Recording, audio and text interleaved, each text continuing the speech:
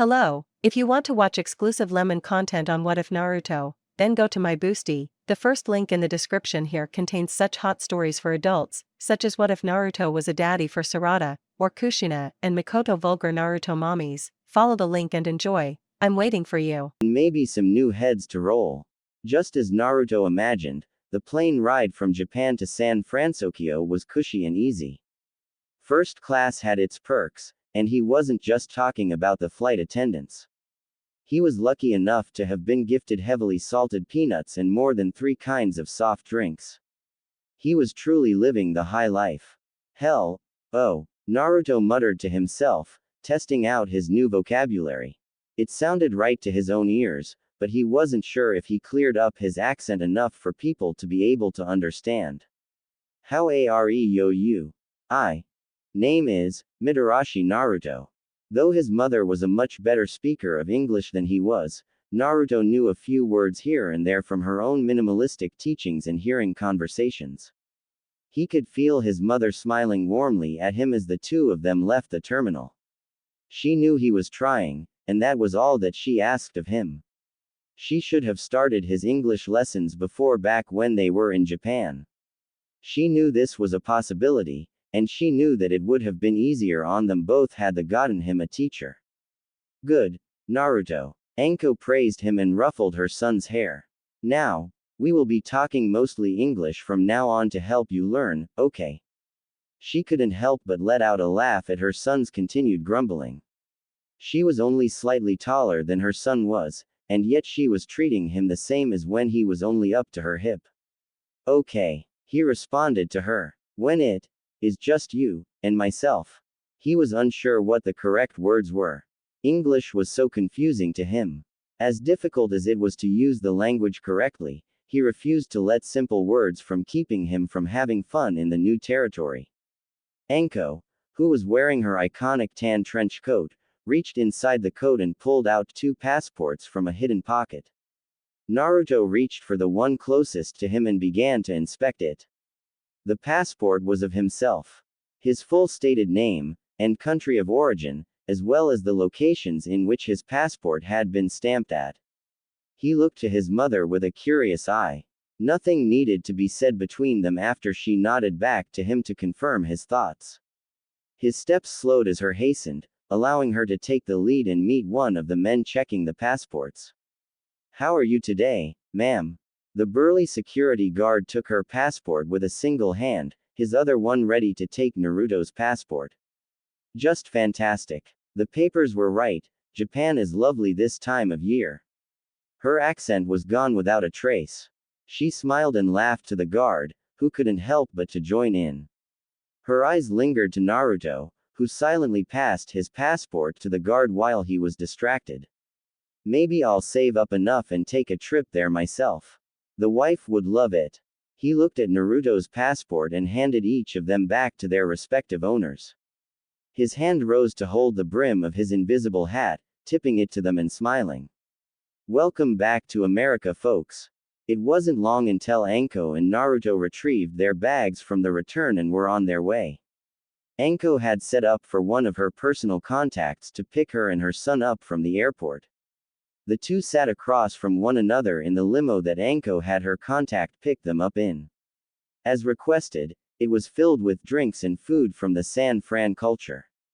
San Francisco was the first and only attempt by Japan to expand beyond their main territory, having disliked technological growth and expansion before. Though the Japanese were not the first to have arrived in the area, the early Americans did not deny them the opportunity of new land. In time, San Francisco became the meeting point of Eastern and Western cultures. It wasn't until 1906 that Japan stepped in fully to help the settlement after a massive earthquake that San Francisco became the metropolis that it is today. Anko looked at her son and closed the book in her hands. It was a brief history of the formation of the rather unique city, written in both Japanese and English. Thank you for the teaching. Naruto nodded to her lazily. He took a sip of the can of soda in his hand and set it back down in the cup holder. But, I want to know more about where we are living now. He looked back on his life before the sudden relocation to America. It was always just him and his mother. His father was long dead, he knew that much, but nothing about who the man was. His mother told him that he was just another target, some Jason Bourne type. He was the cream of the crop in his own organization, but was still nothing to Anko. Naruto was the offspring of a night of passion, a surprise to the killer who didn't have the heart to kill her child. Anko used the resources she had acquired over the years to train Naruto and keep him at his peak.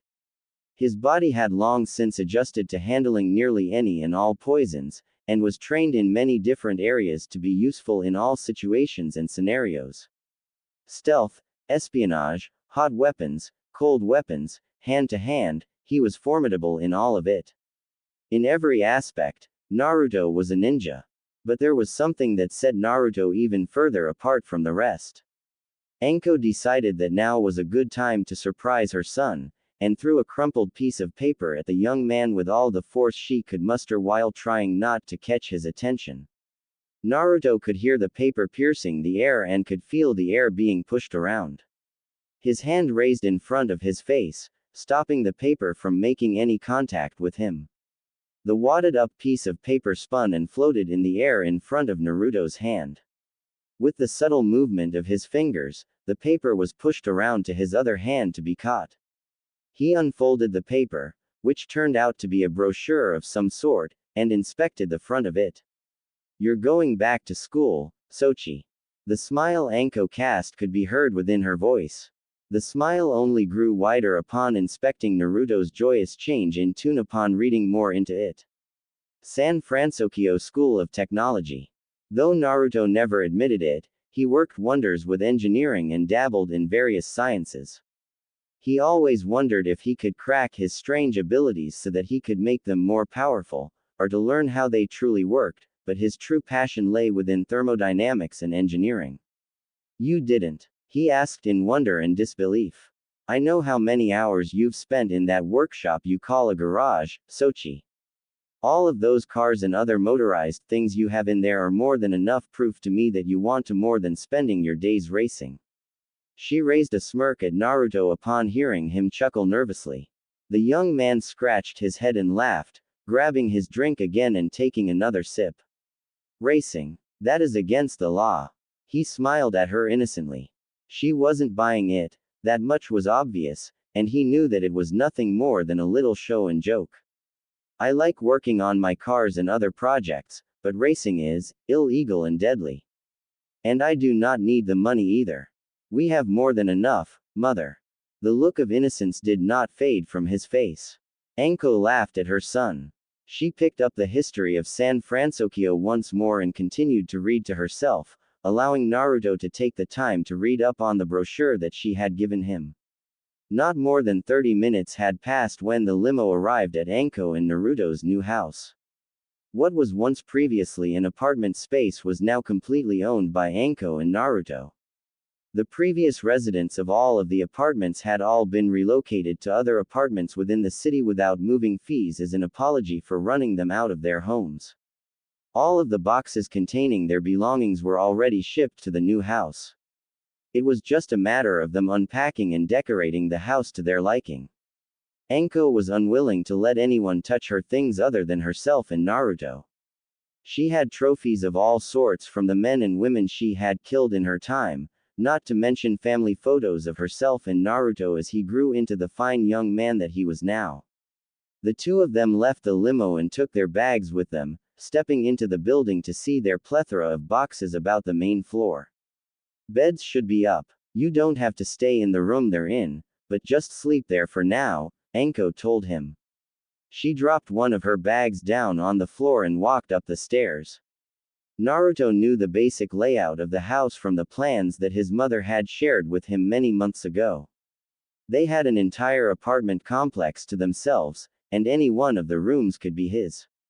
He yawned and stretched. Though it was only noon, jet lag and being up for most of the plane ride made Naruto extremely tired. The two departed for the rooms with the beds in them to get ready for another new day. Naruto woke up with a groan to the morning light shining on his face. Of course, the room that he slept in had to be facing the rising sun, and of course it had to hit him right in the face as the dawn broke. He grumbled in annoyance, tossing and turning to move away from the sunlight. His thin blanket was not enough to protect his eyes from the sun, and he had nothing else but his arms to act as shields in the barren room. Anko burst into the room soon afterward, wearing only her trench coat, a simple bra and matching pair of panties. "Morning, Sochi. Any fun plans for this morning?" she yelled into the room. Her voice echoed loud and clear throughout the house, having opened all of the rooms in the building for this specific reason.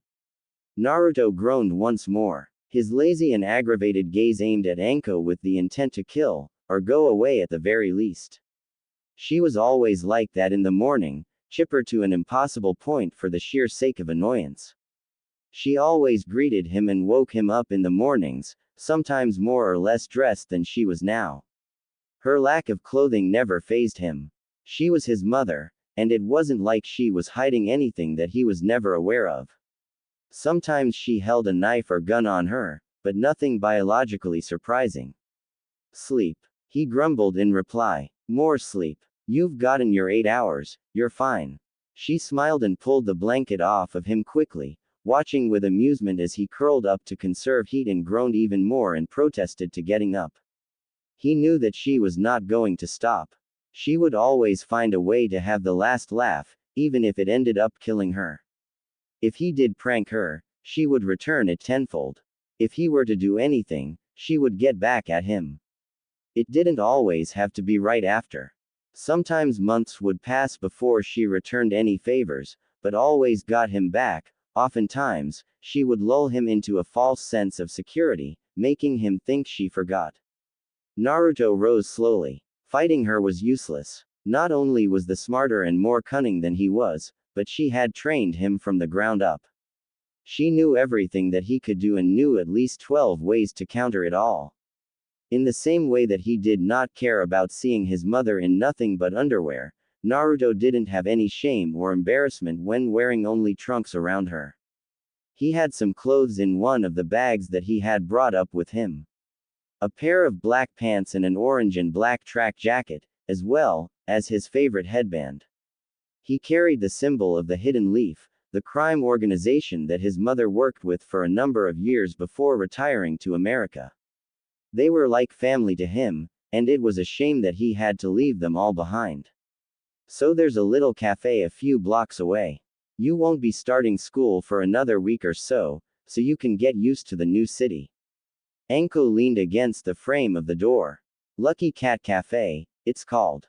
The head of the institute told me that one of your classmates lives there. I've been meaning to ask you about that." Naruto zipped up the black and orange jacket over a simple black t-shirt. "The paper. The brochure. It says that admittance is gained through some sort of exposition." Anko shook her head and stepped forward to ruffle her son's hair. "Don't worry, I convinced the dean to let you in, given your skill set and talent, not to mention your records back in Japan." Naruto sighed and shrugged. But it seems unfair. He wasn't one to talk about being unfair, but he knew his passion, and he knew that other people had passions as well. If he were in their shoes, he would sure be mad that some no-name kid from another country just waltzed in rather than showing off their skills like the others. "And what will the others of the school say when they find out that I was just admitted? If you feel so strongly." Anko pulled out her phone from her trench coat and tapped on the screen. "I'll talk to him. You can't go back to the easy route now, Sochi." Ha already had thoughts and ideas for what he could create to be admitted into the school. While he could have simply taken one of his older projects and put them on the stand, he wanted something new, he wanted a challenge for himself. Something so fantastic and spectacular that it would knock the socks off of everyone in the immediate area. "You have 20. Anko's voice pulled Naruto back into the plane of reality. He knew those words all too well, and waited until his mother left the room to bolt out with his hygiene bag and find the nearest bathroom. Anko held Naruto to her own standards in certain things. She always took 20 minutes or less to fully prepare herself for the day, and expected Naruto to do the same. If she could get fully washed, make her face, do her hair, and get on all of her clothes in only 20 minutes, Naruto should be able to do it in 5. The two of them got themselves ready for the day and met back at the ground floor, where all of the boxes still lay scattered on the ground. Naruto waited at the bottom of the stairs for his mother. His hair was freshly dried and as spiky as usual. He never needed special products or gels to keep his hair up. His hair was just always up. He was not at all surprised to see his mother landing next to him from the top of the stairwell. She landed unharmed, a soft whoosh sounding as she touched down on the ground. Like Naruto, she was gifted with mysterious abilities to control the wind. She loved jumping and climbing things. It was one of the many things that he took on after her. She was always a fan of hardcore parkour. Ready to go? She asked him. Yes. Naruto nodded back, his purple and blonde hair shaking with the motions of his head. The two left the building and descended upon the hill that they lived on. A full month passed since Naruto and his mother left their new home for the first time of many. They had gotten to spend their morning at the Lucky Cat Cafe, where they met the owner of the cafe, Cass Hamada. She seemed to run it well enough on her own, though did complain that her two genius nephews lacked the intellect required to get her some sort of robotic help. Naruto had yet to meet either of the Hamada kids. Tadashi had been working on a new project overtime at the institute, and Hiro had just gotten his high school degree. At only 13, Hiro Hamada graduated high school in its entirety. Not even Naruto could laugh at that fact. But it wasn't the time to think about Naruto's future classmate and his brother. Now was the time to show everyone his newest invention. Naruto stood on the circular platform in the large showroom, a singular light focused on him as he looked at the onlookers. He would be lying if he said he was not anxious about getting in. All of the other admittees were just as smart as he was in their own fields. There might have even been some competing for his spot in the same field of thermodynamics and engineering. His English wasn't all that refined either. His accent still got in the way of many English words and sounds. Hello. Naruto spoke into the microphone to garner attention. Hello, he repeated, ensuring that most, if not all of the eyes in the room, were on him.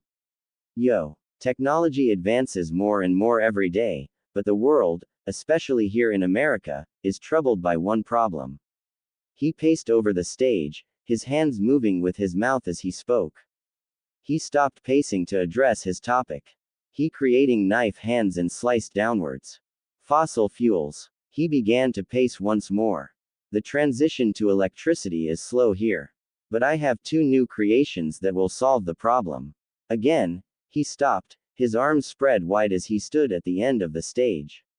Mamushi. He whispered just a moment before jumping off the stage and into the crowd. The onlookers cried and screeched in fear, but none of them were harmed, only treated to the sound of light humming.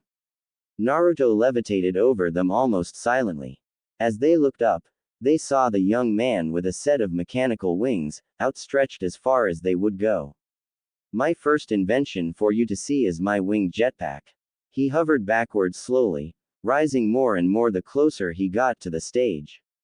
The wings retract and expand, based on the muscles used in your arms and back, and is propelled by two special jets. Naruto played around as he explained, moving all around and spinning. As fast as a real jet plane, and as small as a toy one. The jets are powered using my new fuel. It is unnamed, but is as safe as electricity with the power of tank. Tank fuel. He tapered off quietly, landing back down on the ground silently. Diesel. He exclaimed. His finger shot up in the air, forcing him to rise once again. The fuel is of my own making. I don't want to bore you all with it. It would just sound like I poured fuels into a jar and shook it. He smiled at himself, seeing the positive feedback that his inventions were getting. I was falling asleep when I thought of the formula, and spent the next few days working on it. The explanation for his inventions went on without a problem.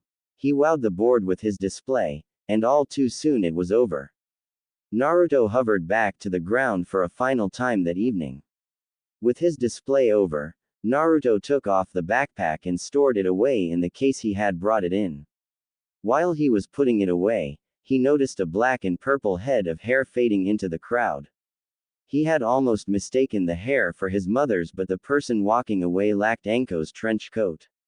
He shook his head, wondering who else liked purple in their hair. Naruto was approached by two people. The first of which was his mother herself, standing next to an older-looking man in a sweater vest. "Great Gaki. It went great." Anko cheered for her son and put him in a headlock to ruffle his hair. "I knew you could do it." Naruto laughed and attempted to escape, only to end up having to wait until she released him. Though silent, Naruto knew that the man in the sweater vest was waiting to speak. His calm and warm smile upon seeing the mother and son duo. His entire demeanor was welcoming. "I have to admit, Naruto-san. I did have my doubts about you when I was informed about you being invited into our school without having to show at the expo." He stepped forward and bowed the two. "Robert Callahan. You'll be attending my robotics class." Naruto was skeptical about the middle-aged man. His mother nudged his forward, whispering into his ear. "He isn't in with the program." Anko whispered into his ear in their native language to evade Callahan's ears. Even with his ear to an engine most of the time, Naruto's hearing was as good as it could be. "Just that we're foreign. Be polite." Callahan seemed not to notice. "Whether the mind comes from next door or overseas, I welcome new people in my class. I can't wait to see what other projects you devise with me and your classmates." Callahan's hand rose first, quickly followed by Naruto's to shake. Naruto found it only respectable that he showed the older man a similar politeness. He was his new teacher after all, and getting on his bad side would not be good. He didn't seem to be capable of having a bad side, but Naruto knew the saying all too well. "Demons run when a good man goes to war." Class starts next school year. I'm sure you'll get along with your classmates swimmingly. He smiled and chuckled to himself, his weight shifting from one side to the other. "I'd say prepare and study up, but I think you'll be just fine." Naruto wanted the evening to be a racing night, but without a car or other vehicle at his disposal, Naruto could not race. He was sure to not even be counted if he used his new wing pack, so he instead celebrated his entrance with his mother. The two moved from the exposition hall to the Lucky Cat Cafe, where Cass Hamada worked, singing jauntily and jovially all the way there. The door was opened by Naruto, allowing Anko to step in first. She waltzed into the cafe as if she owned it. She was so proud of her son for gaining admittance into the institute. "Oh, hey, it's you two." Cass smiled the instant that they entered the cafe. "How'd the expo go?" She leaned further on the counter to get a better look at the mother and son duo, wondering how things went. "Guess who just got into the San Francisco Institute of Technology?" Anko sang aloud, pulling her son into another headlock. Her free hand pointed her thumb at the boy to indicate that she was talking about him. Cass smiled and hopped in her place. In the month that had passed, Anko spent many of her mornings at the cafe, talking to Cass and getting food for herself and Naruto. Sometimes she would stay longer than anticipated to listen to Hiro and Tadashi's accomplishments in school. It was going to be Tadashi's second year at the institute, Anko heard, meaning that Naruto was going to have someone that knew his way around the campus to help him if he ever needed it. "Tadashi. Hiro. Come over here and meet our new neighbors." Cass turned to the stairs leading up to the living quarters of the building. A young man popped his head out of the panelless window into the kitchen to see who Cass was talking about. His black hair and brown eyes were nothing special to Naruto or Anko, with their purple hair, and blue and amber eyes respectively, but they did get a laugh out of the kiss the cook apron that he was wearing. He looked at Naruto and inspected him, smiling briefly before pulling back into the kitchen and walking out through the door. "So you're Naruto, huh?" He looked up and down at the young man. "I'm sorry we didn't talk much before the expo. I've been working on something new, and I'm sure you blew the board away with whatever you made." His hand extended briefly, but was put down before Naruto would shake his hand. Tadashi seemed to have been aware that they were not from America, and bowed to them instead. Hamada Tadashi, nice to finally meet the both of you. He turned to the stairs as Cass did, leaning forward and even taking a few steps in that direction. Hiro, get your lazy butt down here, we've got guests. Naruto and his mother joined in the Hamada tradition of looking at the stairs while waiting for the youngest of them to join the public. All too suddenly, a yelp came from the stairs, immediately followed by the tumbling of a hooded figure. Naruto had urged to leap and save the falling figure, but the hand on his shoulder kept him from acting upon his instincts. The figure groaned, a hand reaching to rub his forehead to soothe the pain. Tadashi laughed and stepped towards the short figure, helping him to his feet. Nice entrance, goofball. How's your head? Tadashi pulled the hood off to reveal a mess of jet black hair and tired eyes. I'll be fine, just been working a lot. He continued to rub his head, not seeming to have noticed either of the two figures. Hiro Hamada, nice to meet you too. He spoke unexpectedly, not bothering to look at Naruto and Anko. Cass laughed anxiously and moved to Hiro's free side, patting his shoulder in an act of comfort. He's just tired. He's been working day and night on something new, a robot. Can you believe it? She jumped and clapped her hands ecstatically, bouncing within a small invisible circle to avoid hitting anyone. Cass tried just a little too hard to be cool and supportive to her nephews. She was the cool mom, the fun uncle, and the crazy aunt, all rolled into one brunette being. Hiro's nervous laugh and Tadashi's more sincere one showed that they cared for her in return for her efforts, even if she was a little more embarrassing than most guardians. A robot? Naruto inquired. Can it think on its own? Or is it controlled by the remote? Remote. Hiro answered monotonously. AI is tricky, and the bot is too small to fit what I need to make it an AI.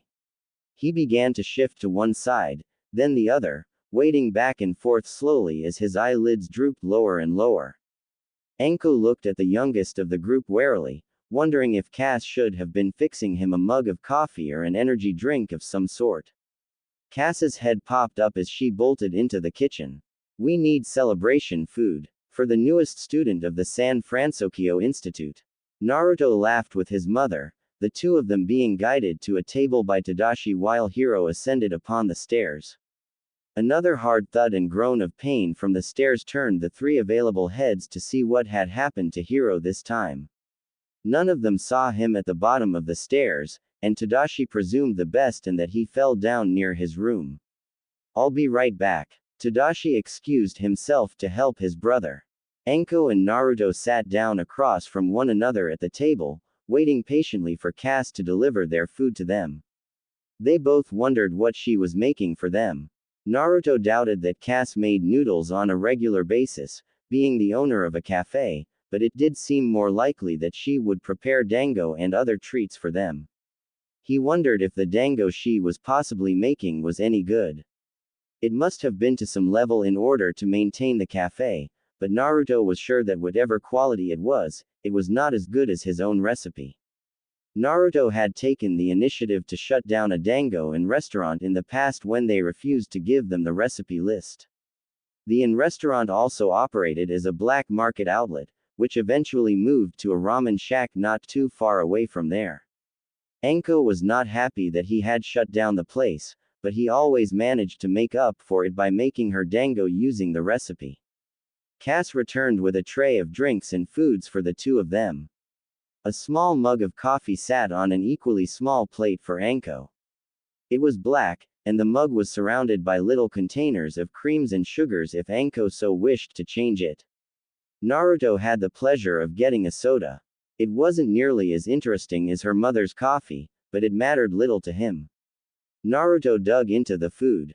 He did not care what it was, only that it was consumable and pleasurable to his taste buds.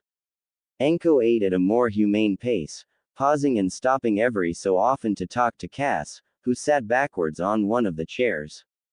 So, I take it that Naruto's wing thing went well.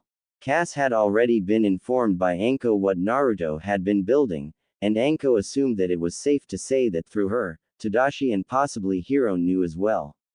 Yes. Anko nodded. Her hand wrapped around the mug of coffee. She took a swig and sighed in relief.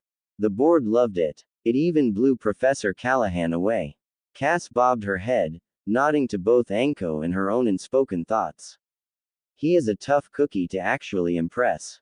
She noted. He's seen a lot of cool science stuff in his day, I know that much. Even Tadashi had a bit of trouble impressing him the first time he tried out for the show. Cass laughed to herself jovially. She lacked the brains that her nephews had, but her heart lay within the right place.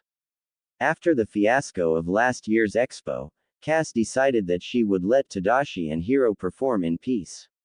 She did what she could to help morally, but she was no good with machines like the two of them. They ate and chatted the night away. Tadashi had joined them some time later after ensuring that Hiro was alright and off to bed. Soon enough, closing time came around and Naruto and Anko left the Lucky Cat Cafe for the evening. Naruto decided on waiting to give Cass his dango recipe.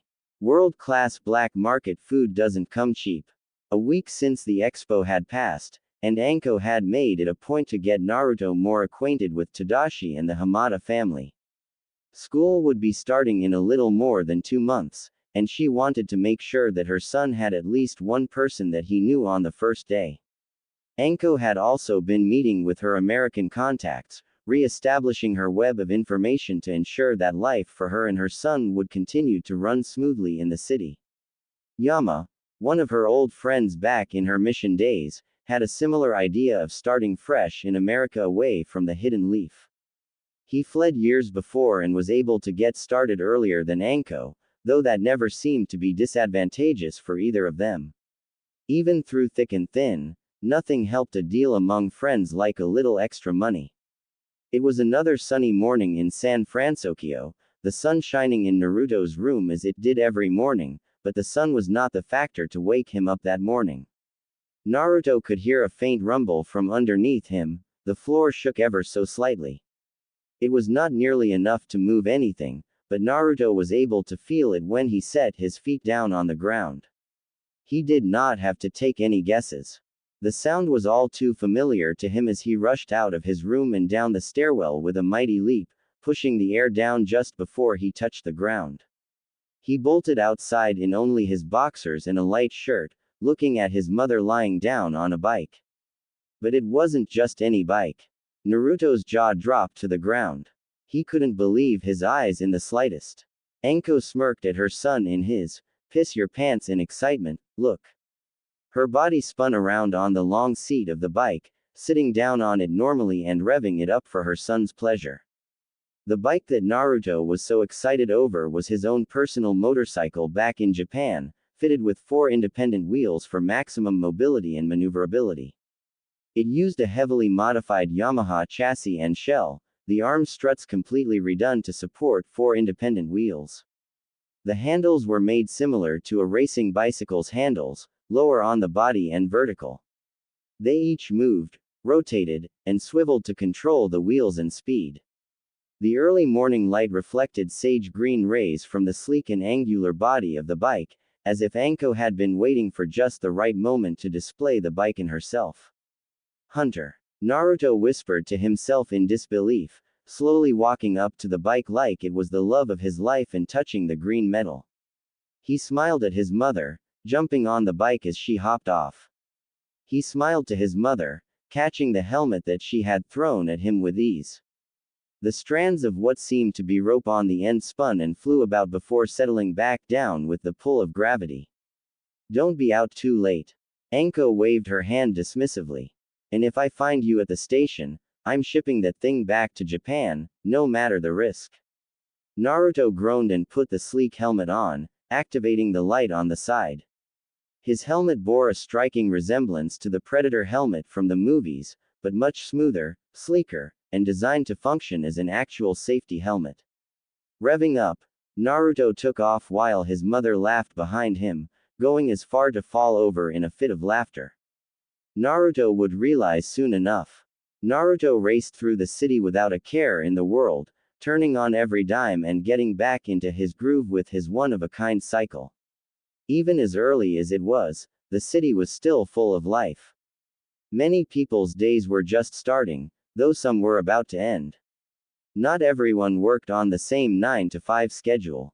However, the one thing that Naruto did not anticipate was taking one of the ramps up to the highway, where a race seemed to have been taking place. Luckily for him, all of the other racers were on motorcycles, so they were unable to call him out on using a different vehicle to win. He weaved between the cars, trucks, and other cyclists, making quick work of them all except for one.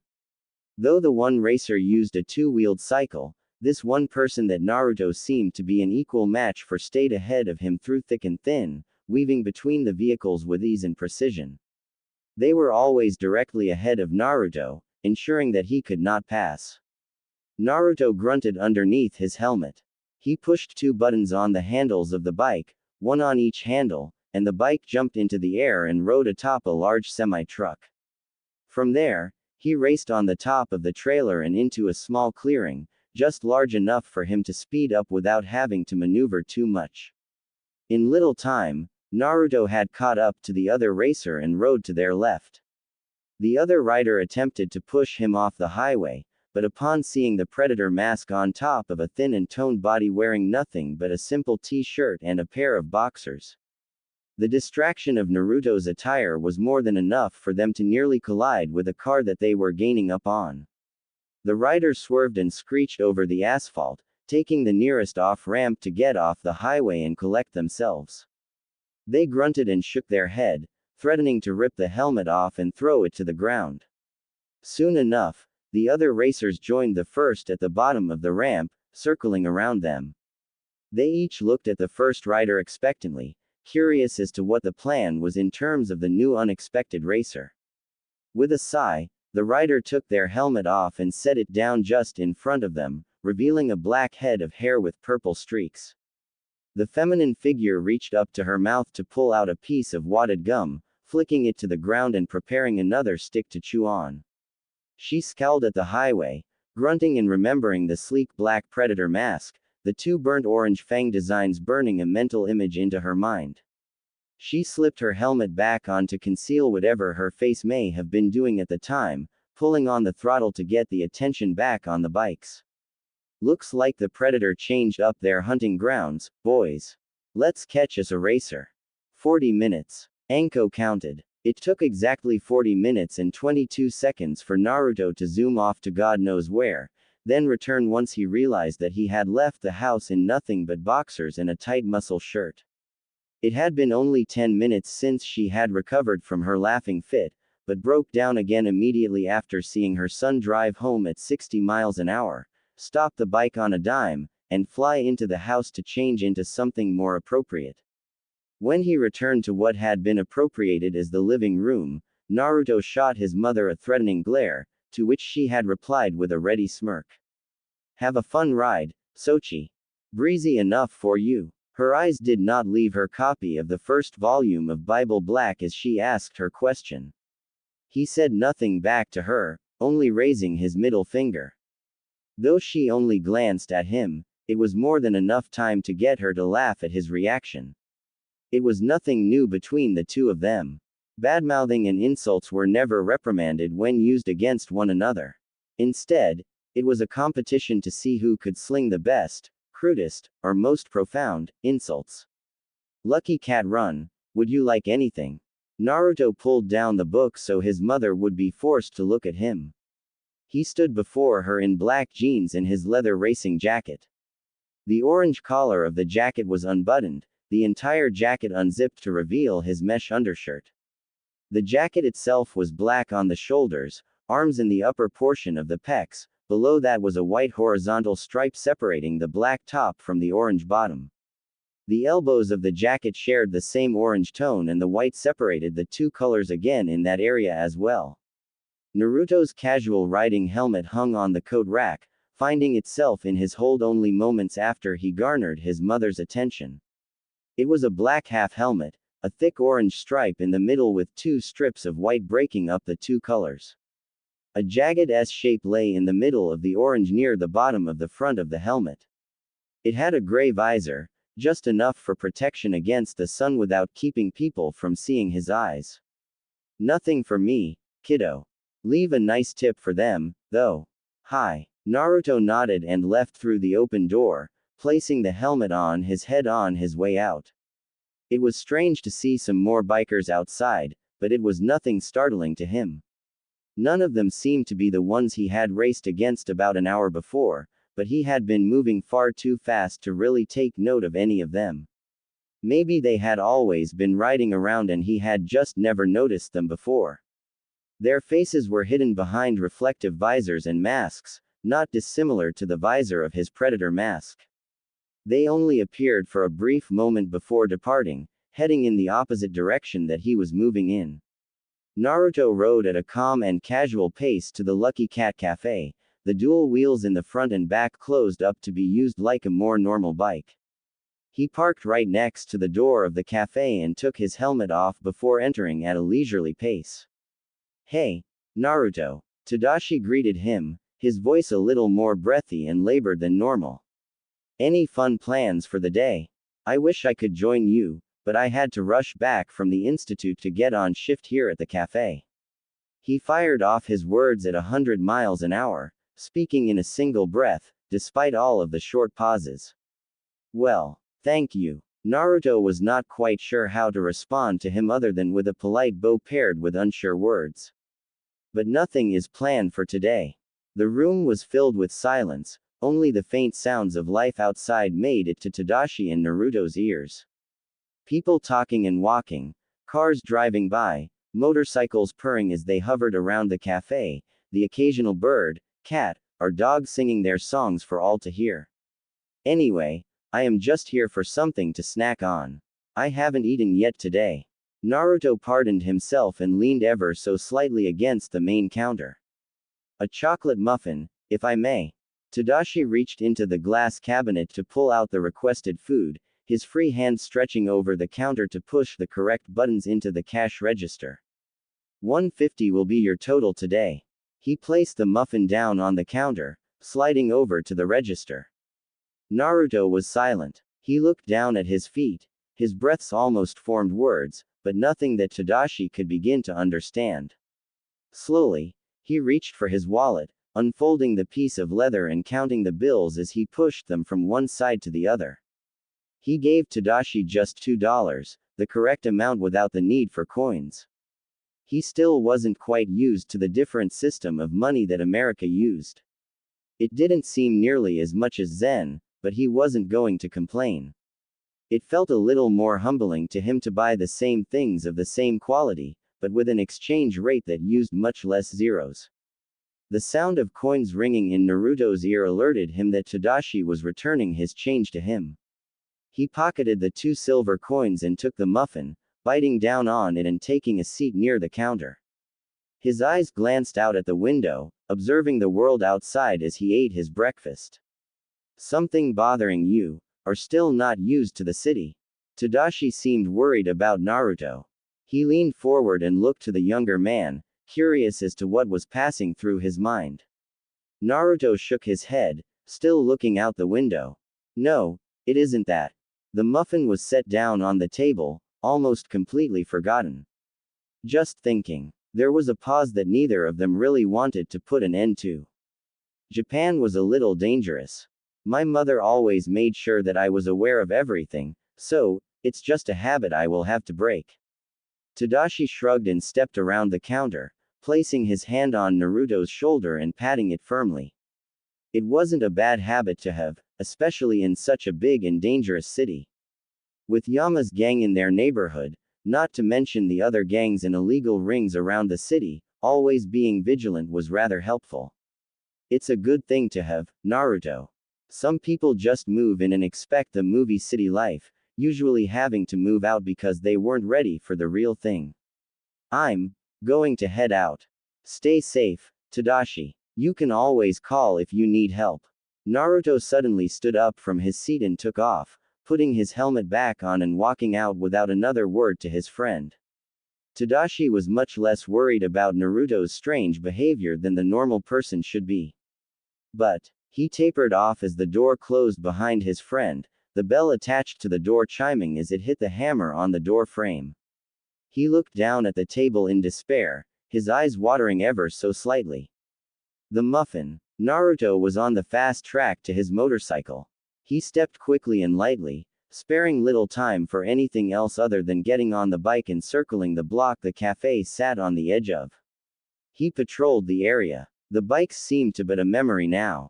There weren't any traces of other riders on the block as far as Naruto was aware. He had gone around the block at least 15 times before returning back to his house. He considered taking point somewhere to ensure that the Hamada family would remain safe throughout the day, assuming that whoever he took notice of was after them and not him. In the event that they were after him, and not the family, staying around might attract more danger to them. After he made his rounds, Naruto left the block and rode away from home. His mother could certainly handle herself if someone decided to attack their house, if they made it past the hidden defenses that is. There were pros and cons to fighting side by side with his mother, but he decided to stay away for the time being to ride out his sense of danger. She didn't need him to wipe out a few waves of assassins or hitmen, it would just have been a little easier with him at her side. Naruto rode at top speed through the city, winding and turning at every opportunity. He turned hard on a corner and stopped so suddenly that he almost fell out of his seat. A child stood in the middle of the smaller road, looking at the bike that stopped only a few feet away from him. Naruto's breathing hitched. He nearly just killed a child, and had he not been as good as he was, he might have accidentally done the deed. Hey, little guy, it isn't safe playing in the street. Come on back over here. A voice to the side of the street called out to the child, urging him to come over. The owner of the voice, tall and lanky, rushed over to the boy and scooped him up in his arms, the boy laughing and giggling. The man who held him looked to Naruto. They shared the same blue eyes. What blonde strands Naruto had also seemed to be the same color of the man, possibly a few years older than him, if he had to guess anything. Sorry about that, man, the kids can be a little bit of a handful. His words chimed with that surfer accent that Japan had made a stereotype for all people of California. Now that Naruto thought of it, America seemed to have adopted the stereotype on its own before other countries got the drop on them. The South was all, yee-haw, and the North was New York. Then everything west, especially California, had that surfer accent. It is nothing. I should have been more careful. Naruto shook his head and smiled at him, watching the man as his expression went from lax to excited. Dude. His blue beanie almost flew off at the speed that he rushed over to look at Naruto's bike. I know this bike. You must be a big fan of the Predator too, right man? Predator? Naruto questioned. He obviously knew the name, but was curious as to what the man knew about it. Yeah, the Predator. Fastest racer in all of Japan, and a vigilante who brings the lowly scum of Tokyo to justice. He's like a real-life superhero. He paused and set the child down, letting him scurry back to the sidewalk to one of the tables with food. I'm F. Franco. He extended his arm out to shake Naruto's hand. The hand was met, and the two shook hands briefly before returning their arms back to themselves. Naruto laughed. The Predator, while also the titular character for a movie series, was also the codename for a racer in Japan, who used a helmet much like the Predator's helmet. He wasn't a superhero, though. The Predator was just a racer who often put an end to chase scenes and robberies when he happened to be nearby. Naruto Uzumaki. He introduced himself. I guess you could say I'm a fan. Before I moved here, I made this recreation of the Predator's motorcycle. It was difficult, but I think he would be proud. He smiled at himself for more reasons than one. He was surprised that the name reached so far out of Japan. There had been a rumor floating around that the Predator had stopped so many car chases in his time that the chief of police wanted to give him an award of bravery and outstanding achievement. It never happened though. He was still an illegal underground racer, and being nice to cops wasn't a thing that illegal underground racer vigilantes did often. Your mustache. Did you dye your mustache a different color than your hair? Naruto unsnapped the helmet and removed it from his head, tilting sideways and inspecting the patch of jet black hair carefully. Franco was quick to turn his head to the side, looking away from Naruto and keeping his face out of easy view. No way, man. It's just, always like that. Black mustache and blonde-ish hair. He shook his head and turned even further away. Don't think about it, man. I've got that heterochrome stuff in my hair. Naruto chuckled. He wasn't quite sure what to say about the strange and eccentric man, but he could not speak a word before one of the children called out to Franco. Mr. Frank, Megan keeps saying that this clothes box is too big for me, but it's got the same number that I do. Franco laughed and spun around to talk to the kids. I'll talk to you later, Naruto. Have a good one. Naruto didn't leave right away. He chose watch as Franco left to talk to the two children, telling the girl that she shouldn't have been keeping the boy from the box of clothes. The girl seemed to apologize to the both of them, but Naruto left before any more could be revealed about the situation. He was a strange fellow, that much he was aware of, but Naruto knew that the city was most likely filled with more strange people. The rest of the day was spent becoming lost inside the city, wandering in and out of every street to find where it led, and what was in the area. He had found many little shops during his journey.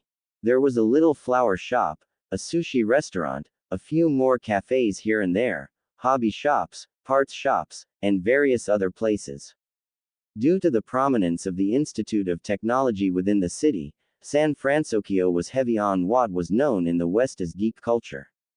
More intellectual places, like hobby shops, workshops, places for various parts for various creations. Robots, houses, anything was possible with the right parts from the right places. It wasn't a case of the West taking Eastern culture, as many would believe, but a fine mix of the two from hundreds of years of coexistence. Eastern variations of Western things, and vice versa, were commonplace within the city. The day was over too soon, and Naruto returned to his home when the lights had gone down in the city, and the sun shone on the bay. Hopefully, his sleep wouldn't be interrupted again by the wonderful sound of another one of his custom machines this time around. The morning welcomed Naruto with several notifications on his computer, namely many about the underground racing circuits that he had one of his mother's contacts look into for him.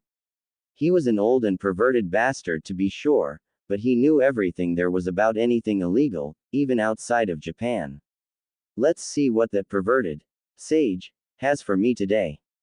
For the first time since he had arrived in America, he spoke to himself in his own language without his mother's permission. He hardly ever spoke out loud in Japanese anymore, mainly out of fear of his mother's punishments if he were to not follow her rules, but it also did help with getting to know the language better. The self-proclaimed sage of toads, perversities, and purveyor of beauty, Jiraiya had done a little more than just given him information about racing circuits. There was information on an old friend of his mother's, Yama. He led a gang and had his own robot fighting league in the underground, but the robot league did not interest Naruto all too much. Naruto didn't dabble much into robots. He preferred his vehicles, but he could see the use in power armor and robots to assist in fighting and combat. Apparently, the strange lanky man in the beanie that he had seen before wasn't the only one who was aware of Predator. There had been a racer by the name of Slipstream, who was directly calling out who they believed to be an imposter of Predator, wanting them to race so people could see who was better. Naruto chuckled at the challenge. He wasn't some crime-fighting vigilante, just a racer who knew what to do in a time of danger, and how to make the police aware of it. On the other hand, who was he to deny someone who had been hailed as the fastest racer of Japan the thrill of a challenge? He tapped the buttons on his computer, letting Jiraiya know that he wanted to inform the supposed Slipstream that the race was on in exactly 1 week, and also where they would be meeting. With everything decided, he sent the message and waited for a response. It would be about 1 in the morning back in Japan, and Naruto had done his math correctly, and the old pervert should still be awake by now. The answer was almost instant. Another notification popped up on his computer, alerting him of a message from Jiraiya. He had indeed sent in information about the upcoming race to Slipstream, whoever they may be, and told Naruto that would keep him posted on any more news to come. Enko soon made her presence known by the knocking on his already wide open door, making her son jump in surprise at her sudden, and unexpected, appearance in his room. Morning, Sochi. Her common greeting to Naruto was common. She smiled at him widely and walked further into his room, regardless of whether or not he wanted her to come further into his room. She looked over his shoulder and scanned the computer screen, reading the invitation from the racer Slipstream, as well as the racing information that Jiraiya had given to the both of them, posing as predator. So, that old fart is still giving out race information. Sochi, you gotta go out and pick these races on your own sometime. She smiled at his head shaking, fully aware that she was saying the wrong things to him. But mother, he said back to her. This predator persona is mysterious and shows up unannounced to races. Old man Jiraiya has always helped me with the races and stuff. Naruto didn't always enjoy admitting that he relied on his perverted godfather for racing information and keeping the predator identity up, but he wouldn't have been the man he was without Jiraiya's help. Enko simply rolled her eyes at her son, letting him do as he pleased. He was 18, he was his own man. He may live with her, but neither had any problems with the situation. Naruto knew that he had to stay with his mother. They might have been out of Japan now, but there was always the possibility of someone hoping to attack them, and neither of them were planning on letting the other go without someone they absolutely trusted watching their back. The days passed and it got closer and closer, and Naruto continued to tune up his bike here and there so his win would be ensured. When the night of the race finally came, the racers gathered at the front of the San Francisco Institute of Technology. Jiraiya had spread the news about the race to other racing circles to watch the race. Apparently, the race had gone viral, and while there were only 2 competitors, the audience was another matter entirely. The size of the audience basically screamed that this might as well have been an official race, at least in terms of audience. Naruto rolled to the race in his predator helmet and a different, blue and black racing suit to further conceal his identity. His opponent was already waiting for him at the starting line, which just so happened to be the exit to the parking lot of the school. The lot had a single entrance and a single exit, making the area only one way to merge with the flow of traffic and create the least amount of accidents as possible. Winding through the entrance, Naruto looked around as the racers and racing fans cheered him on, wishing him the best in the new country. He almost didn't stop at the exit, another bike moving in his way to grab his attention and look at the rider. They used a custom bike like Naruto did, however the other bike was much sleeker than the average bike, longer than one as well. Both of the wheels seemed not to be connected to the bike itself, using some sort of magnet system to move and keep the bike up. To ride the bike, it seemed like they had to mold their form into the seat, the rider's body lying almost entirely across the bike. However, the rider sat up. Like him, Slipstream wore a full body suit and completely covered their face with a helmet. Unlike Naruto, however, Slipstream was obviously a woman. The racing suit hugged her shapes and curves, highlighting them even with the dim light of nearby street lamps. Slipstream's hand reached up to the side of her helmet and pushed a button. The black visor that cloaked her face shifted to a completely clear one. She wasn't happy in the least. Her face, adorned with an angry scowl, pierced through Naruto's helmet and bore into his eyes. I'm the queen of racing in this city, and I'm going to prove it to everyone that I'm faster than the legendary predator. There's only room for one legend in this city, and she's been living here since birth. Naruto had to stifle a laugh. It wasn't that he wasn't intimidated, certainly not. She did strike some fear into him, but he was laughing at the fact that she was so angry because he outmaneuvered her about a week ago. So, Naruto's voice shifted in tone and sound through the use of a voice modulation device. Where to? The highway I raced you on. Lucky Cat Cafe. The docks. The device within his helmet changed, altered, and shifted his voice constantly, ensuring that anyone recording his voice would be nearly unable to crack it. The docks. Her answer lacked any humor, and before Naruto could register the strange look on her face, Slipstream pressed the button on the side of her helmet again, the visor now pitch black once more. Backing into the starting position, Slipstream raised a hand and motioned forward. A young woman stood between the two racers, flags raised high. Ready, she called out above the roaring engines. They roared like wild lions striking fear into their prey. Say, she was cut off by Predator, who sat up on his bike and turned to look at Slipstream, who sighed loud enough for Naruto to hear. Wait up. Naruto raised a hand to the girl standing. What's the prize? Racing for fun is fun, but it's boring when there isn't anything at stake. She didn't reply quickly, taking her time to decide a worthy prize. If I win, you unmask and announce that I am a better racer. Naruto nodded and agreed with her prize. And if I win, you tell everyone that not even you can best the Predator, and will connect me to the best races in the city. She seemed to think that it was a fair enough prize. His home was in Japan, not America, and he most likely didn't know where any of the racing circles, leagues, or circuits were in town. If she was going to be honest, she was actually rather honored that she was racing against the best in Japan, but he did it in such a calm, jovial way that stomped on all of her hard work. Leaning back in his seat, he nodded to the girl. We can start now. She chuckled at his smiling tone, raising her flags again. Ready, set, go. The racers took off, engines roaring. The crowd cheered behind them, becoming less and less audible the further away they became. Slipstream being able to keep up with Naruto and his bike was a surprise, but it wasn't anything that struck fear into him in relation to winning the race. Her magnetic wheels removed friction between the bike and the wheels, but he did have his worries about braking and stopping. Thoughts aside, Naruto stayed in pace with Slipstream, doing his best to appear to struggle against the other racer. With the help of the fuel that he decided to test just now during the race, he could easily reach new heights in terms of speed. His bike urged him to move faster, not yet reaching its maximum speed with the new fuel. He did his best to resist the temptation, riding next to Slipstream and matching her speed. His movements angered her to no extent.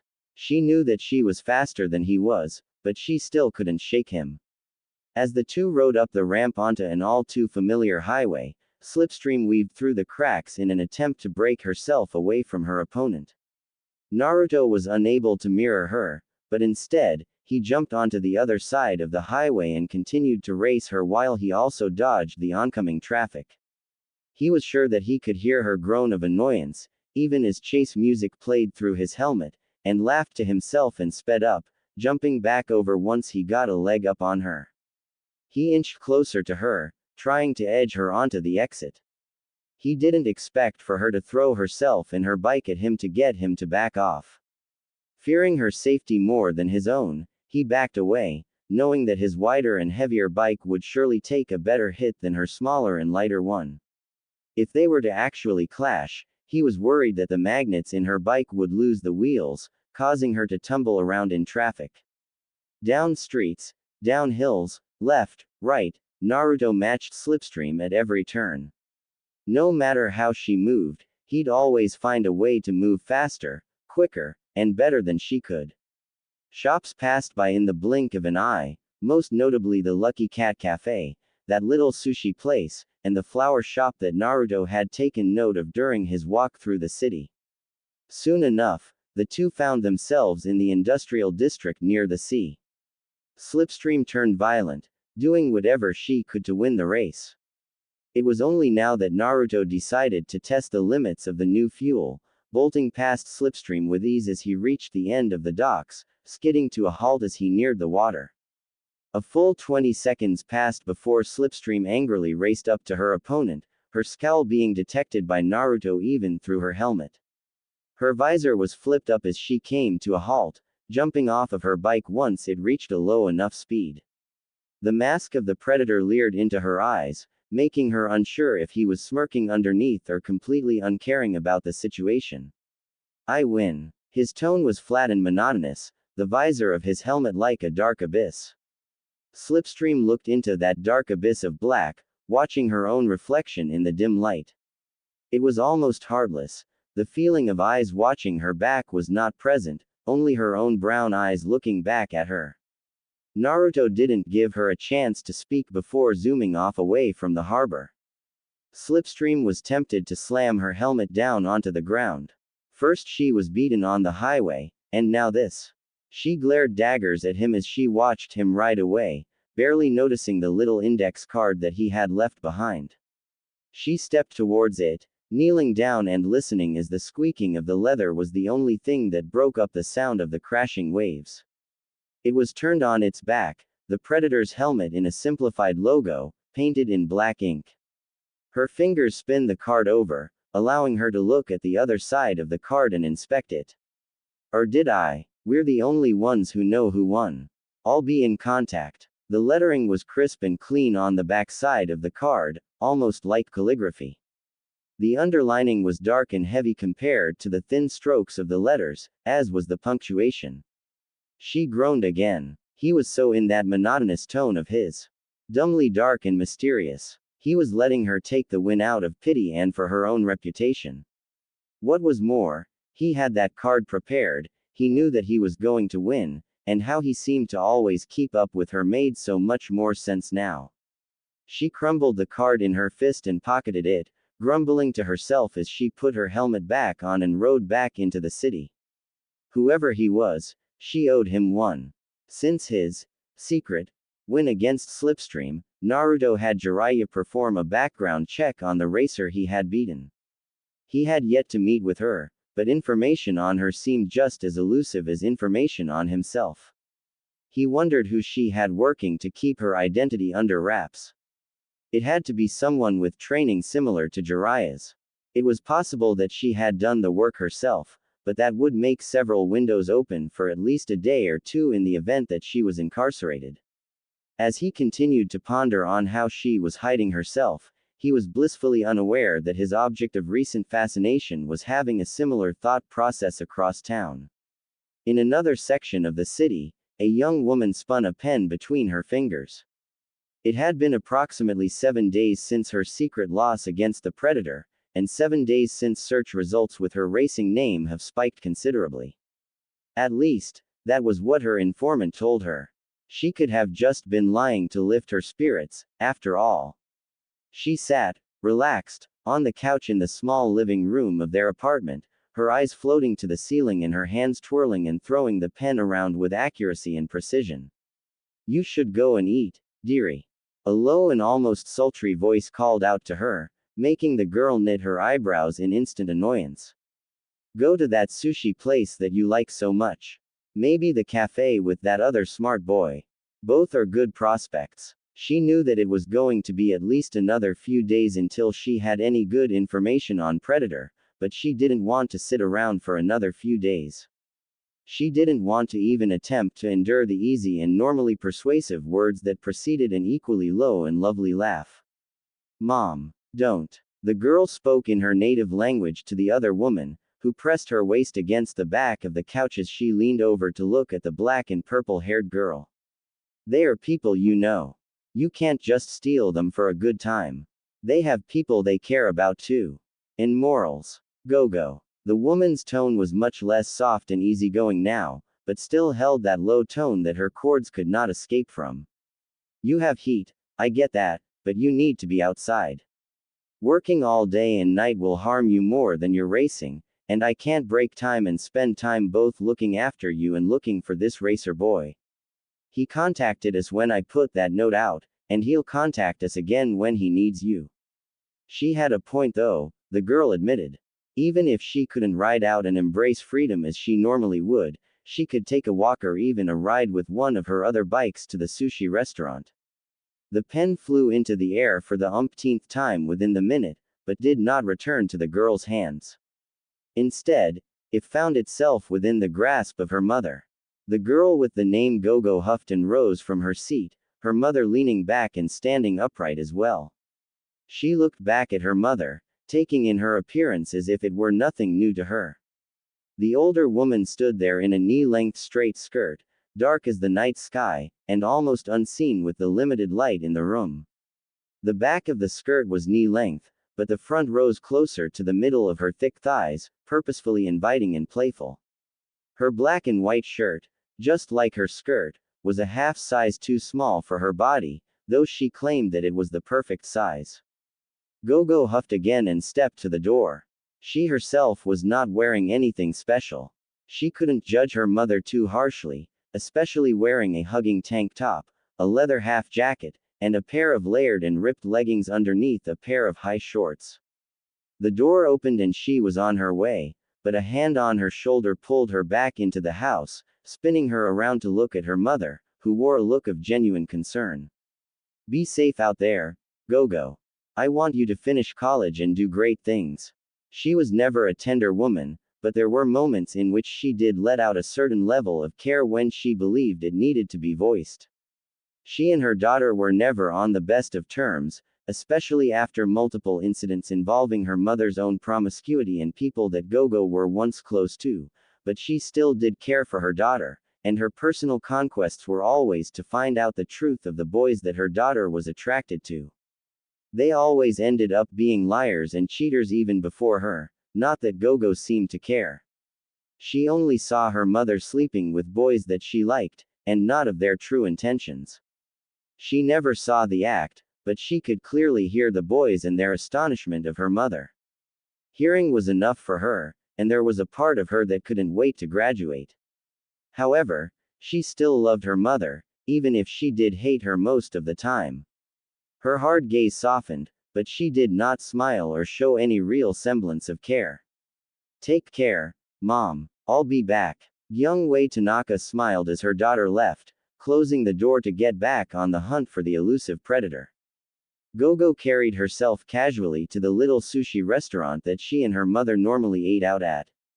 She needed some air outside and away from racing, even if she couldn't get her adrenaline fix for the day. She would have walked to the Lucky Cat Cafe, but she believed that she had called on Tadashi enough for now, and mostly likely didn't want to see her for a while after all that had happened in the past week. "Everything okie dokie, Chamjima Gyunyong uki uki, yeah," she sang quietly to herself upon approaching her destination. Her eyes looked up to the deep mahogany sign that hung from a rustic metal bar. Emperor Sushi was painted in a stark white with the English spelling painted below the kanji on both sides of the sign. The door, like the sign, was a deep mahogany, small matte black pieces of metal holding it together. The door opened and a bell chimed, prompting for one of the chefs to greet her arrival. Much to her surprise, Tadashi was sitting at the sushi counter with that blonde-haired boy that stole the spotlight at the expo. "So, have you been getting any letters or anything about your fuel?" She could hear Tadashi asking the other one, who had shaken his head in denial. "No, but the institute did want to interview me about it. I just wanted to help solve a big problem. I do not want to turn the world on a dime. This will make me too large in view and my other accomplishments may never be seen as equal value." He responded to Tadashi, unaware of the girl walking behind Tadashi and sitting to his left. She tapped his shoulder 3 times exactly to get his attention. "It's revolutionary. You're going to help the world, so Mew." Tadashi stopped speaking upon feeling a finger on his left shoulder. He turned to look at who was there, and smiled upon seeing the younger girl sitting next to him. "Oh, hey Gogo, what brings you here?" She shrugged and pulled out a stick of gum, peeling off the wrapper and wadding it up only to shove the metallic paper into the pocket of her jacket. "My mom. I needed some space." Tadashi knew that Gogo still loved her mother dearly, even if she wasn't the model mother that everyone hoped for. She was definitely much more okay with the baser instincts than many people were, but Gogo still cared for her even if they didn't always agree. He looked back to Naruto, who looked at Gogo with a look he could not recognize. Something seemed to surprise Naruto, though he was completely silent about what it was that surprised him. "Naruto." Tadashi called him, bringing him out of his trance. "This is Gogo Tamago. She's a first year, like you." It had taken Naruto a moment, but he snapped back into reality and nodded at him. He looked at her, his brows knitted as he inspected her face. Nice to meet you, Naruto Uzumaki. To Gogo, Naruto looked as if he had seen her before, but she was almost completely certain that it was not the case. Maybe she had been seen at the expo, but that would not have elicited this sort of reaction from him. Gogo. Her elaborate explanation to her wondrous name was grand and full of tone, comparable to a single, perfectly straight black line on a pristine white wall. In an act that surprised them both, Tadashi spread his arms out wide and wrapped them around Gogo and Naruto's necks to pull them closer together. We're all going to be in robotics together. I wonder what other classes we're going to have together.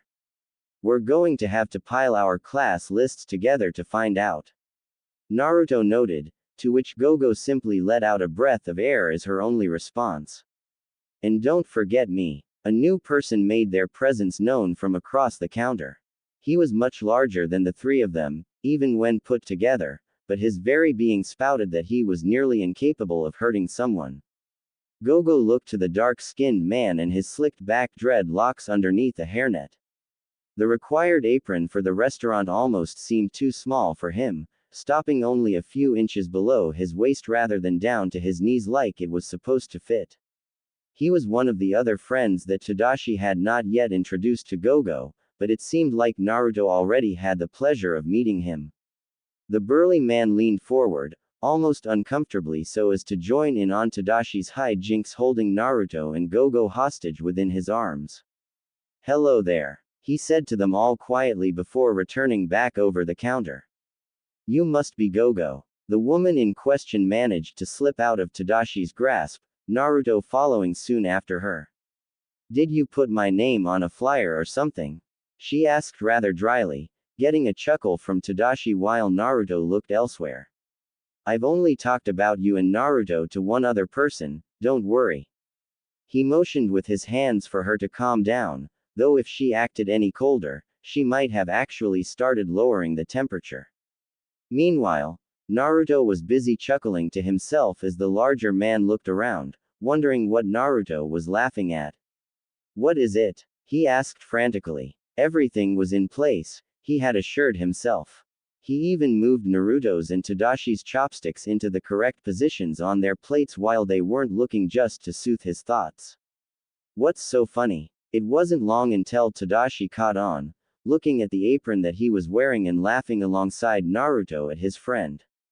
When Gogo took notice, she cracked a smile and blew a bubble with her gum. Naruto simply pointed to the apron, revealing a gigantic slab of wasabi stuck onto the piece of fabric. It was about the size of Naruto's own head, and there was no feasible way that it was going to get out easy. Good going, wasabi no ginger. Gogo chimed, getting another laugh out of Naruto and Tadashi. The man in question only groaned as he did all he could to remove the stain before it set in. Nice one, Tadashi commented. He then looked to his friend, still trying to remove paste, and spoke over to him. Looks like you have a new name, Wasabi. He groaned in annoyance, the apron now off as he walked around and continued his work. I'm never living this down. The now nicknamed Wasabi no Ginger was forced to walk into the back of the restaurant to go and change, leaving the three to their devices briefly. Gogo believed that the name was rather fitting for him, and whatever his actual name was, it wasn't going to be used in place of Wasabi. Once again, Gogo caught the eye of Naruto looking at her, seeming to wonder where he had seen her before. It was starting to annoy her how much she was being looked at, even if he himself didn't look all that bad. Do you have a question? She finally asked him, putting him on the spot whether he was ready or not. Snapping out of his thoughts, he stuttered and fumbled over his words, looking for the quickest corner in his brain to pull words from. No, you just look so familiar. He laughed nervously, unaware that he had shifted from English to Japanese. Gogo seemed not to care about this. He was foreign, she knew that right from the start, but it was strange to hear the dialect that he was using. Of course, she didn't speak Japanese herself, but she did know of the language, some words and pronunciations of things stuck out over others. We are going to the same school, And I was at the expo too, you know. She said back to him, not letting her other thoughts be known. Naruto had prepared to say something to Gogo in response to her little quip, but the buzzing of his phone pulled his attention elsewhere. The smartphone was pulled from his unzipped leather pocket to see what was happening. Gogo looked at him, watching as his eyes widened in alarm while he shoved the sushi on his plate into his mouth. I really need to go, he said, his words slurred with immense amounts of white rice. No longer than a minute had passed before Naruto was out the door that Gogo's own phone buzzed within her pocket. Her own message was just as urgent as Naruto's seemed to be, and she was forced to leave as well, leaving only Tadashi at the counter for Wasabi to return to. They're a fun bunch. Wasabi walked back to the counter, careful to not lean over another plate of spicy paste. The other nodded, smiling as he looked at the door. They're smart, Winston. A little hot-headed, but they both have that drive to get things done. Wasabi huffed. He did like his own name, but Wasabi no Ginger did have a special ring to it. Maybe he would hold onto it and not object too much. Well, I'm sorry that I put more time into my work than riding around San Francisco like a hooligan. Maybe if I did that, I'd be all buddy-buddy with a girl 2 years my difference. While Wasabi did seem to take a jab at Tadashi's own personal interests, it did cause him to laugh at the thought of the neurotic man standing on the other side of the counter meeting someone like an older Gogo and actually becoming good friends with them and even partaking in their own hobbies. Naruto walked back to his house, his eyes locked on his phone as his body steered him through the crowds. The texts that Jiraiya fired off at him were filled with curses and swears in multiple languages simply because there weren't enough in one language to properly articulate his current emotions. It was something about the predator identity and a hack war, something that Naruto couldn't completely piece together due to the small scraps of information he was given. Slipping through data streams, something like that. Computer science and hacking were areas that Naruto was not good at.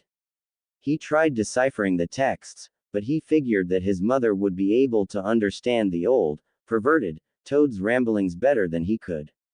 His mother was already a step of him, it seemed. As he entered the quiet building, he could quickly hear the angry clicking of keys, the displacement of air telling Naruto that his mother was either ranting, or raving, about something. He stood at the base of the stairwell, his legs crouched low as his hands were pulled up near his shoulders. He knew which floor Anko's bed was, and set out for the 3rd floor. His hands hit the floor and his legs straightened out, Naruto jumping and pushing the air as he ascended up the wall to the 3rd floor with ease. He had flown up just above the railing that led to his mother's hallway on that floor. After his air stopped carrying him, he grabbed onto the rail and pulled himself forward, launching his body into the hallway. Another brush of air sent him to the door that he needed to be at, where the clicking of keys became louder and louder. The door was closed, but he could hear the tapping as if it were wide open. His fingers wrapped around the stainless steel knob and twisted, pushing the door open and looking into the dark room where his mother sat on her laptop. Mother. He sounded off quietly. She was hardly ever in such a state, and wondered what Jiraiya had done to rile her up so. Shit. Shit. Shit. He could hear Anko going off quietly to herself. In a strange and unknown turn of events, she smirked, her fingers tapping faster as she appeared to come to some sort of realization. Naruto walked around to look at the screen that his mother was so focused on. Like he imagined, he could not understand a lick of it, and simply watched as she seemed to be winning at whatever she was doing. Several minutes had passed in the dark room before Anko let out a sudden shout of relief, scaring Naruto somewhat due to the sensitivity of his ears and his proximity to her. He sat on the bed as she calmed down, her breathing heavy and frantic while she smiled at her son. May I now ask what it is you were doing? And what Jiraiya was trying to tell me about? He was almost hesitant to ask. Whatever she had been doing, which she had hardly ever done before, seemed far too invested to be more than a silly attempt to trick him. Me and that old toad just saved your ass, that's what. She cracked a wicked smile at her son, folding the laptop closed and setting it down further onto the bed. What happened? Naruto implored. Someone was trying to find you. She explained. Your predator persona, I mean. Jiraiya finds out when people are looking for you, and does his best to deter them. This person, though, they were equipped to handle Jiraiya on even footing, and once he stepped up, they started trying to go after him. He needed me to initiate some sort of countermeasure while he held them off. We know for a fact that they're here, in the city, but we couldn't do more before we drove them off. Naruto sighed. He needed a new face, a new identity.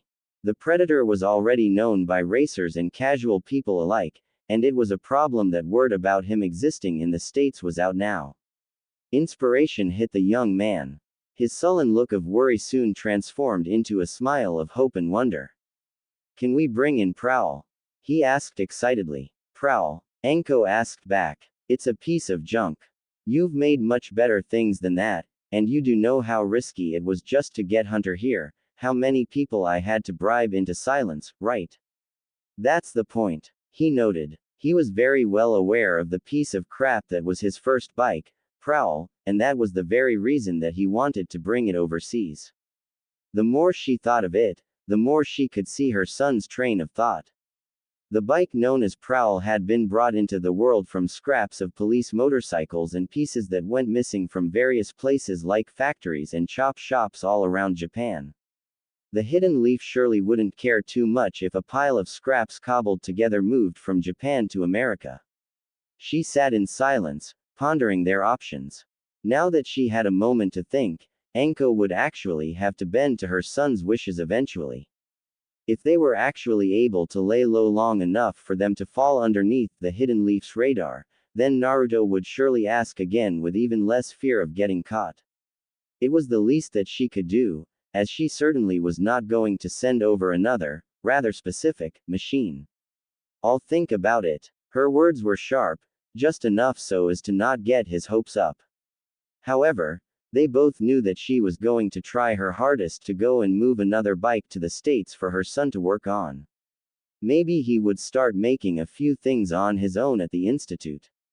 The thoughts of the Institute came to mind, and Naruto was reminded of the afternoon that he had spent with Tadashi, getting to know their part of the city and helping him a little with his English.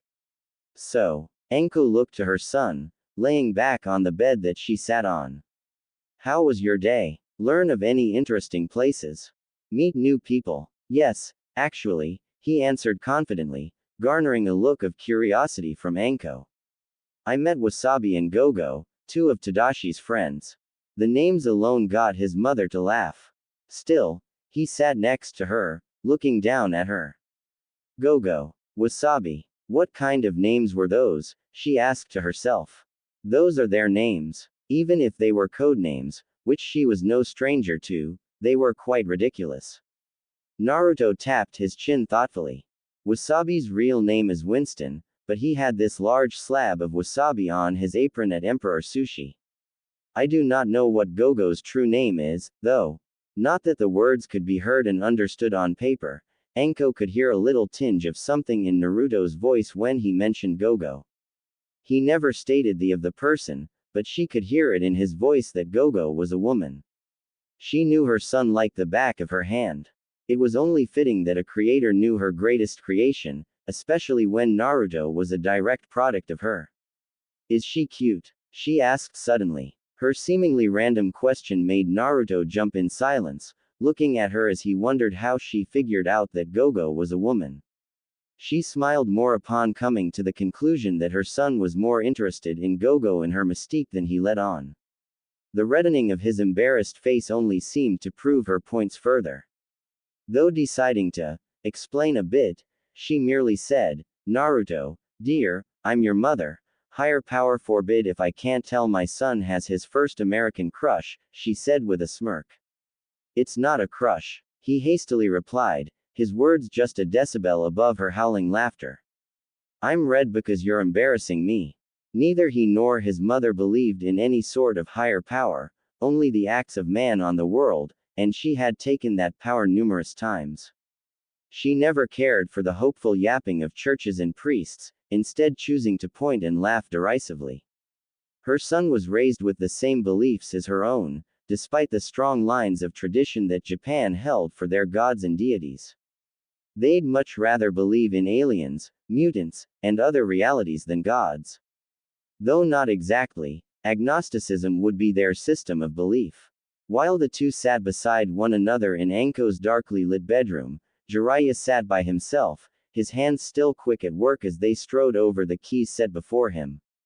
Whoever Slipstream really was, they seemed to have been the same person that was trying to find Naruto, and hack into his own system just after failing the former task.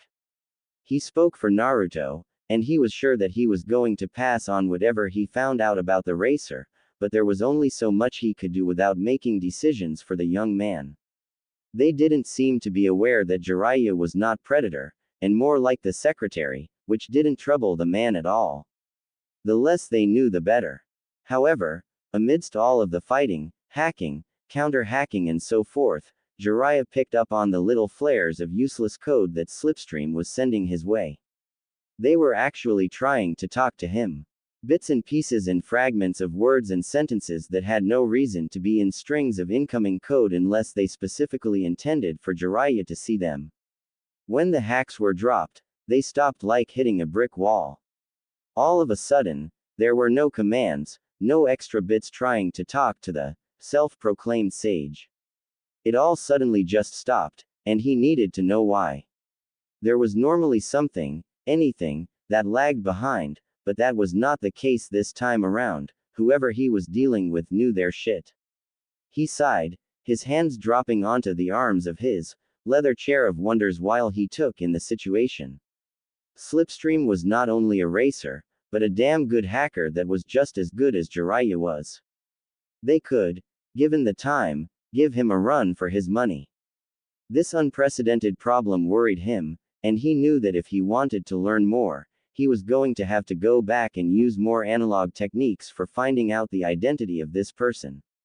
He needed to talk to a couple sinners like himself, look into the area and have a talk with Yama to see if he could help any at all either. For now, he would simply have his computer and various programs go over the hack war and pick out all of those loose bits. Maybe he could actually get to reading what had been sent his way without having to worry about someone finding out about Naruto's identity and location. However, it was too early for all of this.